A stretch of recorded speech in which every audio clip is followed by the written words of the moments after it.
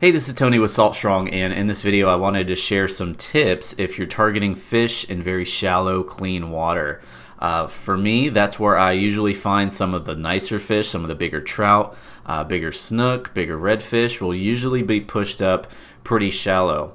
However, when you're fishing in very clean water and it's very shallow, those fish are on high alert. They can see everything going on. They can feel a lot of things going on. The lateral line that is across the side of the body of the fish detects pressure changes. So something as subtle as your line moving through the water can spook those fish. So let's go ahead and talk about some tips, and then I'm going to show you some footage of a really nice trout I caught using the tips that I'm suggesting in this video. So first is just getting out on the water early. Twilight periods are going to be the most effective time to go after fish in shallow water because they take advantage of that low light condition to ambush their food and look for food.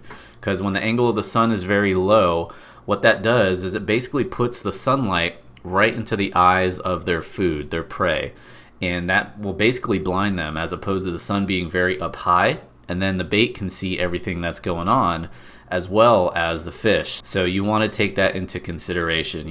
If you get out there in the middle of the day, the entire flat's going to be lit up. The fish can see everything. If you take advantage of those low light conditions, you can basically do what those predator fish are doing to ambush their prey. You're using the cover of that low light condition to go after your target. Next is to just be very stealthy. If you're push pulling, make sure you're moving very slow. If you think you're going too slow, you're probably not going slow enough. So definitely slow it down, because you could end up running over fish that you possibly could have caught if you would have just slowed down. So if you're push pulling, slow down. If you're using a trolling motor, just keep it on the lowest setting, slowly going along the shoreline. You don't want to quickly change settings on your trolling motor from high to low, because that creates a big pressure change in the water and the fish will pick up on that.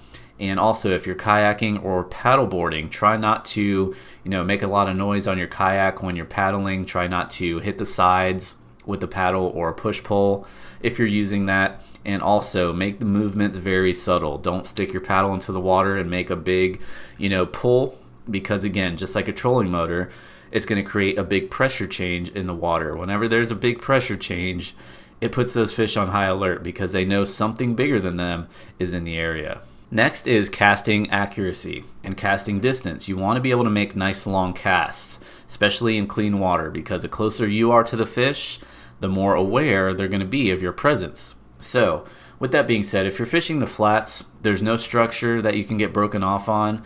I highly recommend going with 10-pound braided line, because it's going to be very thin.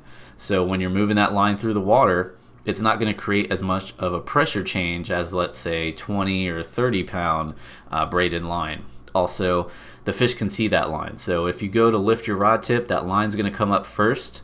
That's going to be the first thing the fish sees, and it knows it's not natural, as opposed to something that looks like food, like your lure, which is going to be the next thing that comes up. And those fish will typically spook off before they even see your lure, because they can see and feel that line. So definitely bump down to a lighter braid, 10-pound, maybe even 8-pound if the fish are very, very finicky. And also leader. I have bumped down to 15-pound leader when I'm fishing very clear water, usually using 20-pound.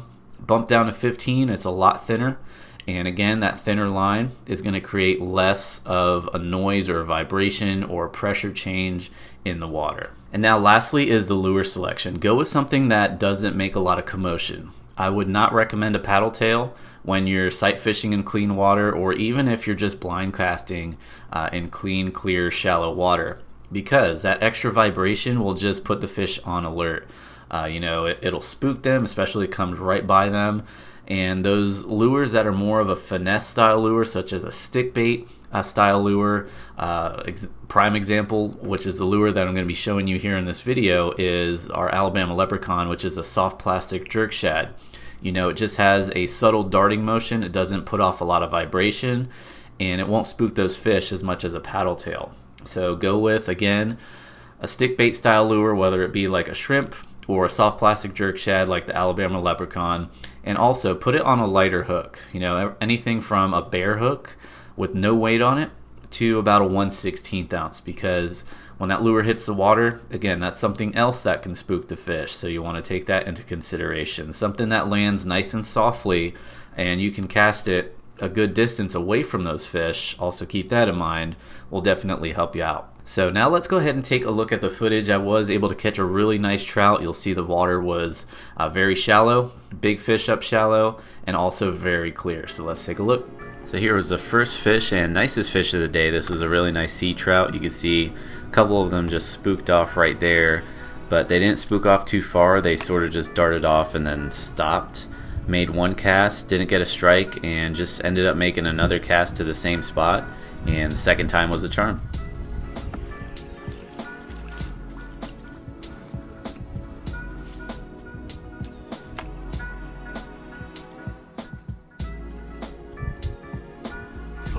There we go. Got him.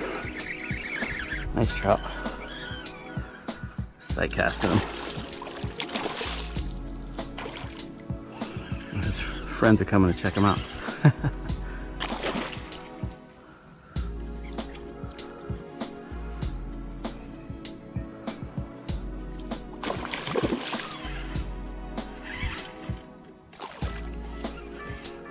Nice trout. Bunch of trout scattered on the shoreline here.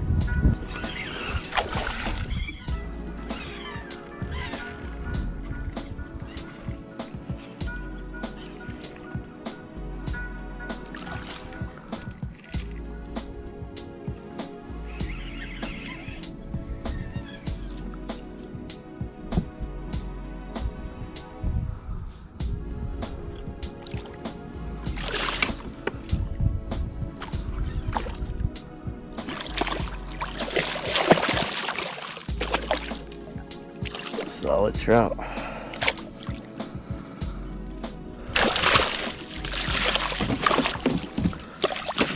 Nice trout.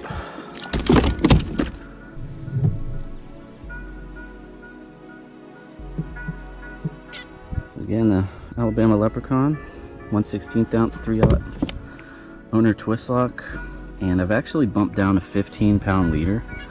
I've noticed a lot of fish have been very finicky, also pretty clean water. So trying to go as finesse as possible. So lightweight and lighter leader. And I'm using about 2.5, almost 3 feet of leader here. So as you saw there, those fish just went right by me. I wasn't moving around a lot. They probably knew I wasn't there, but they didn't feel I was a threat because I wasn't, making a lot of noise. I wasn't moving around very quickly. So they passed right by me, made a cast, and was able to catch that fish. Also, if you did enjoy that footage, definitely be sure to check out our Salt Strong Insider Club, where we basically go out, film our entire trips, show you exactly where we went using satellite maps. We show you what we were using, how we were using it, and why we were using it, which is one of the most important things. You want to be able to dial in the trends, and that's what we like to teach our members. So definitely be sure to check that out if you want to catch more fish in less time, guaranteed. So that will wrap up this video. If you have any questions or comments or any additional feedback or tips you would like to share when targeting fish in very shallow water when they're very finicky or highly pressured, definitely let us know in the comments down below. Till next time, thanks for watching, and I'll see you on the next video.